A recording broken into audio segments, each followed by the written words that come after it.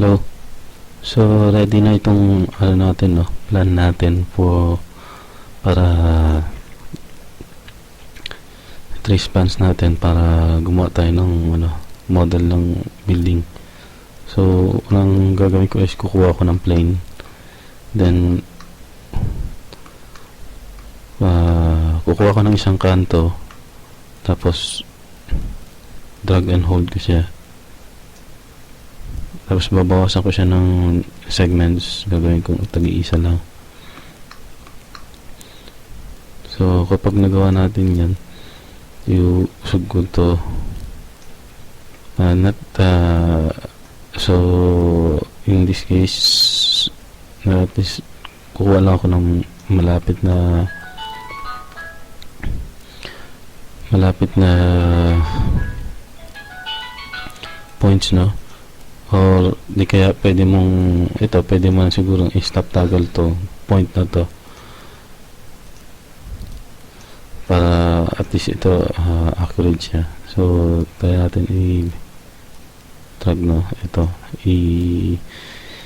i-snap toggle mo siya dun sa dulo. So yun, so kahit yun lang, no, at least meron siyang parallel dun na so itong plane gagawin kong agad na edit poly to, tapos from vertex iuro ko lang to,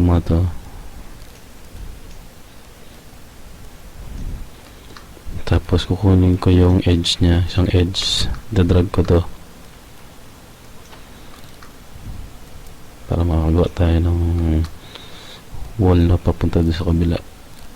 So stop ako dito sa mga may lines na ginawa natin sa CAD, yung trace file natin. So pati yung doors, no, hihinto ka doon, tapos drag and shift,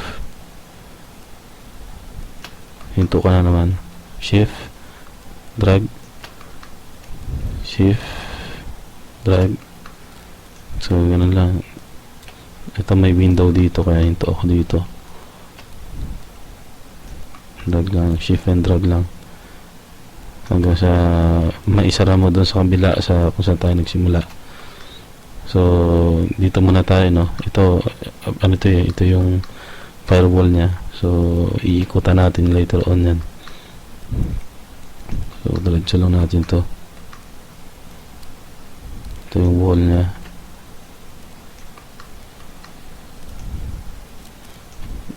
Priority muna natin yung building, so create muna natin yung building. Ito plant box to, mas mababa to, so separate na separate na object yan mamaya. Ito munang mga walls ng building, so at least isa siya.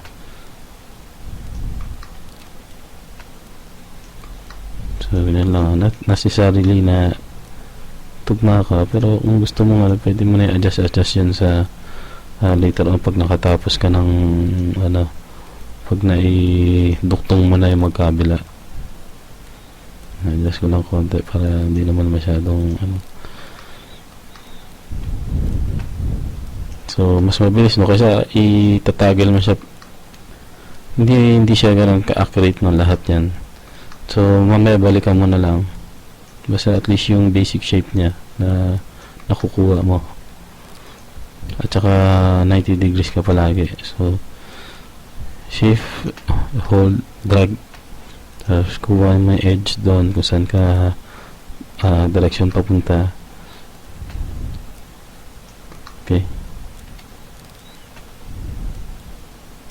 Okay, ito yung main door,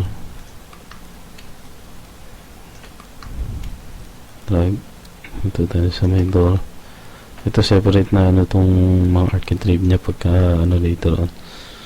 So ito ka dito, mayroon siyang window dito.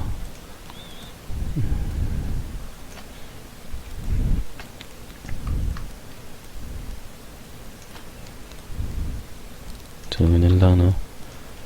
Touch mo yan.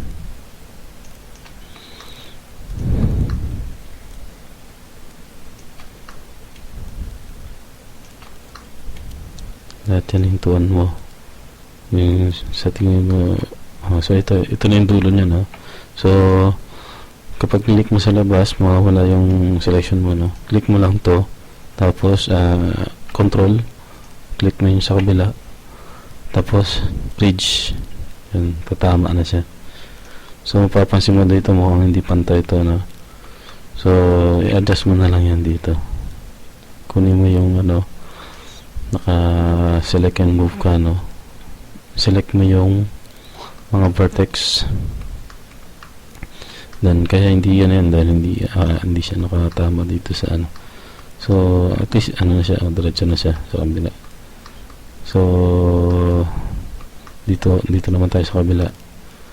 So control, select mo yung vertex, mga vertex. Okay. Ayan. So ayan, no. So basic ano natin, shape natin meron na tayo, yung sa building. So pwede na nating isama na rin tong ano, fence niya, yung parang perimeter walls niya. So doon sa may ano, i-continue lang natin. So shift ulit, tapos drag, shift drag,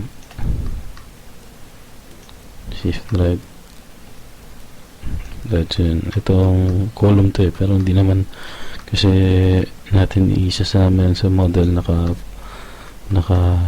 flash naman yan sa ano. So pag ganito, meron siyang naka diagonal na ano, select lang natin yung vertex niya, tapos i-move lang natin pag ganun, tapos edge na naman, drag mo, tapos ito mga window kasi yan sa may butas din kasi sa perimeter wall yan. So sige natin, sama na natin yan sa butas. So hihintuan natin yan. So ganun lang, no? Kinuha ko yung vertex, in-adjust ko doon. So ganun lang ano ko, no, para kasi kung paano ka mag-snap toggle ng ano, ng pa-diagonal na medyo matatagalan ka dyan. So wala, i-diretso mo lang muna, hindi mo naman kailangan munang accurate na ano. So ito personal preference ko to, ito personal ano ko to, workflow o ano, hindi ko naman sinasabi ito ang tama talaga, pero in experience is mas madali yung workflow ko kapag ganito yung ginagawa ko.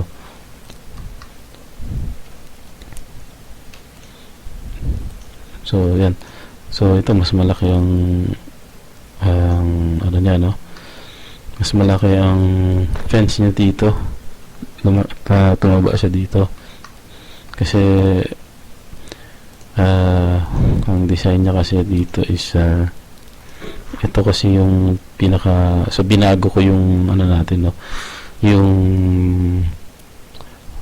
exterior model natin na gagawin for this tutorial. So ang itsura niya na is ganito, imbis na hindi kasi kompleto yung nakuha ko na ano, no. So ito yung magiging ano natin, basis natin for final rendering.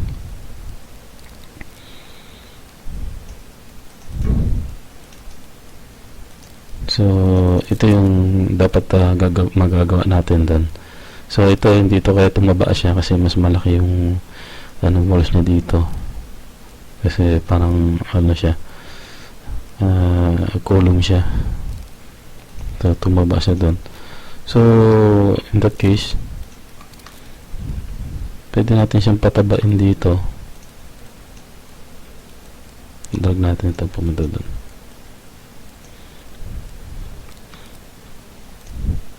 So kung ganyan, no, mag-drag ka lang ng isang beses na ganyan, o kaya ay drag muna natin siya ng diretso, drag siya, So, isin natin sa sarili na pasok dun, pasok na pasok sa linya, no? Dito, i-adjust na lang natin.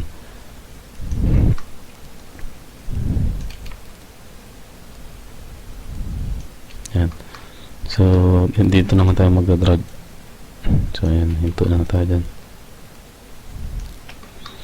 Or, Control Z ko lang, no? Puro undo, no?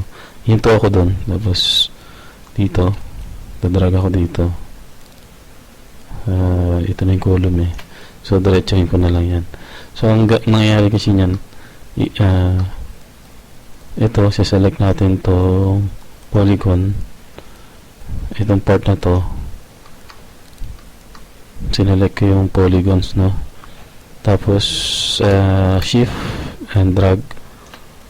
Ayan, lalabas pag nalilis mo yung, kung ano, yung shift. Clone to element, sabi niya. So, ang pipili natin, clone to object. So, magkakaroon siya ng separate na object. Hindi siya kasama dito. So, pwede na natin burahin to para mabigyan natin siya ng tamang thickness niya dito. So, ito, nawala yung ano natin, axis natin, no? So, pupunta lang ako dito sa hierarchy. Tapos, pick pivot only, center to object. Mapupunta yung ano niya doon, yung axis niya. So, importante yan para kasi separate na object na to, eh. So, yan, dadrag ko na naman yan. So, kunin ko lang yung vertices niya para lagyan natin ng kapal kasi mas makapal to, eh.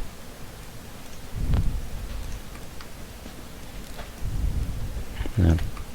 Drag mo lang yan.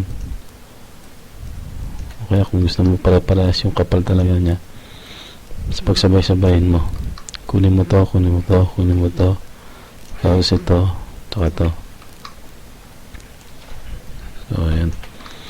Ito, kasi ano yan, metal ano siya, metal fence yung nandyan. So, bubarahin na natin yan, mga pagitan na yan. Or, wag muna. Kasi meron, doon sa may design ng ano, ng building is meron siyang upstand na mga 10 cm ang taas niya. So, pwede natin gamitin yon. So, yan. Ito ang niya, basic ano na. So, kapag kasi ang ano niyan, tendency niyan is kapag inangat natin to, and kunyari, bibigyan natin ng ano, i-control ko lang para ma-select ko yung lahat na yan. Yun. So, pag in-extrude natin siya dito, ayan, bigyan mo siya ng 10 cm. Tapos, pagka yung column naman ng column lang iaangat mo ulit, ayan, i-select mo lang yung column, control, tapos select mo lang yan. Ayan. Tapos, i-extrude mo. Kasi 21 yung ano ko dito.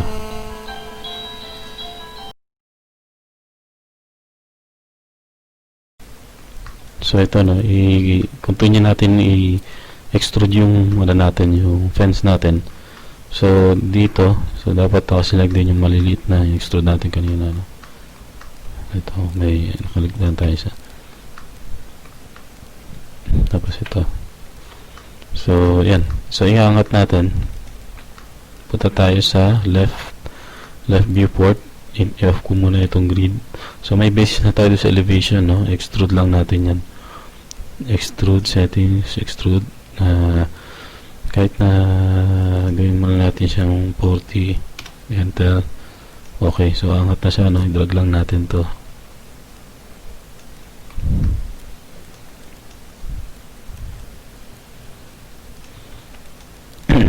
Yan. So, yan. Meron na tayong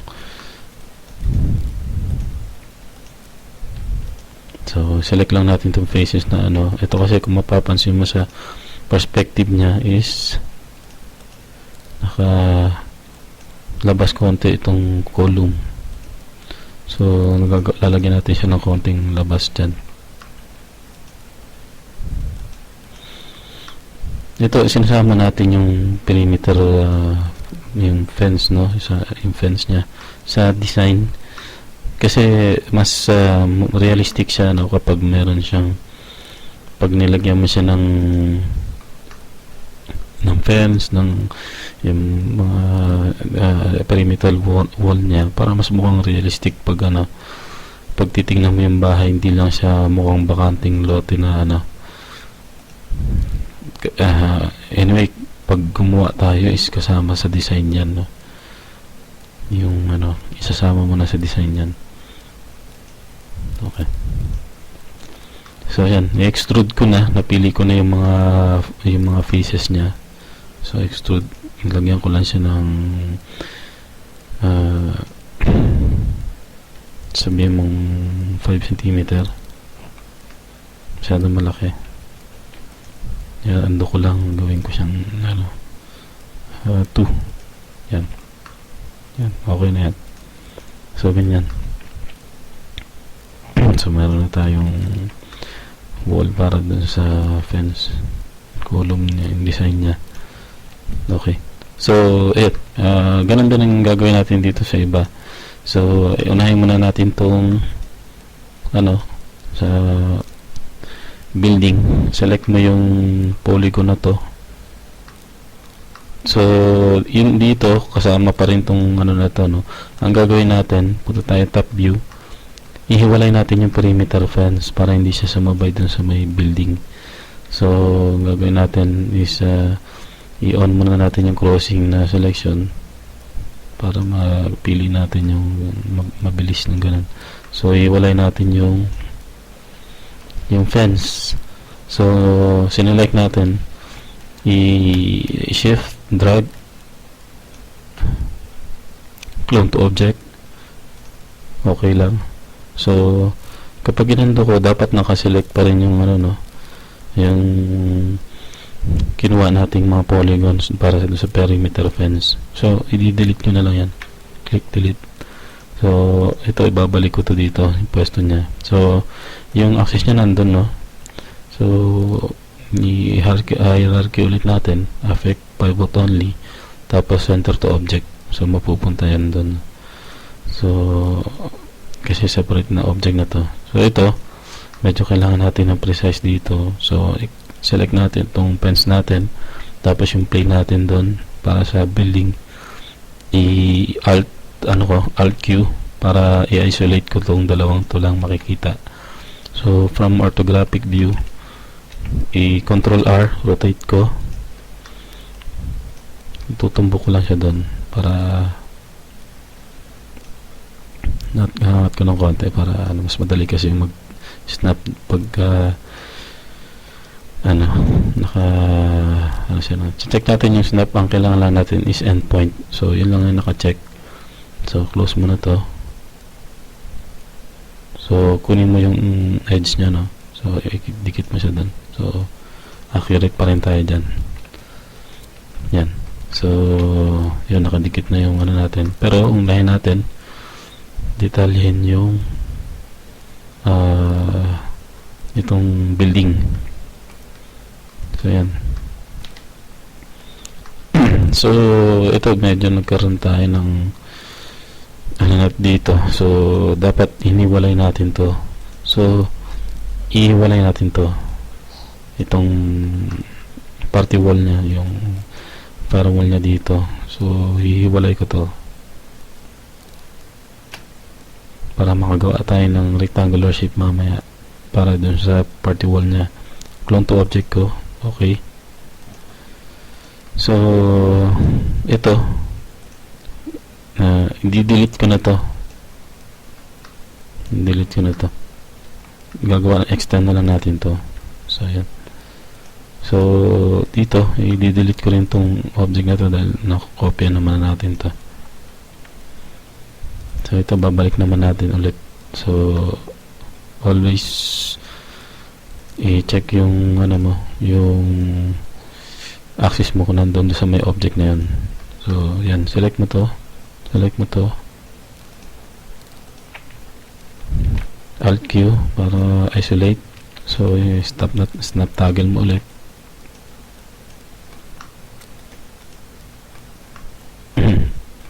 Okay, kahit hindi na natin start yan, para kasi ano lang naman, itutumbok na lang naman natin yan so wala tayong problema dyan, para hindi na tayo magtagal. So yan, at least malapit sa katotohanan lang yung ano natin. So ito dito extend ko to edge na lang, yung edge niya kukunin ko, i-drag ko, shift drag papunta dun diretso. So yan, okay.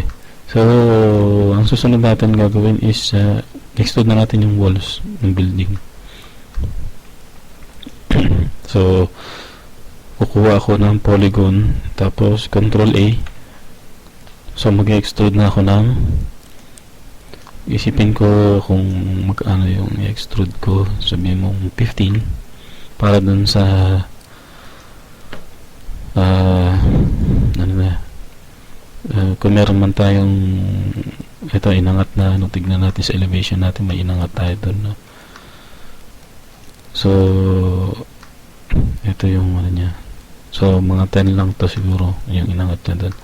So yan, tapos nakaselect pa rin lahat yan, extrude naman natin siya, naglagay lang tayo ng value na 15, no? Tapos naka-extrude ulit siya, tapos tutumbok ko dun sa may ano niya, sa may molding niya. So ganun, so extrude ulit, settings, may 15 value pa rin siya, mga to siya, ayan, mga ulit siya, tumbukan ko yun, tapos extrude ulit hanggang dito sa may ceiling niya. Yan, okay, under ng ano niya, pedigalyo niya. So yan, so meron na tayong walls.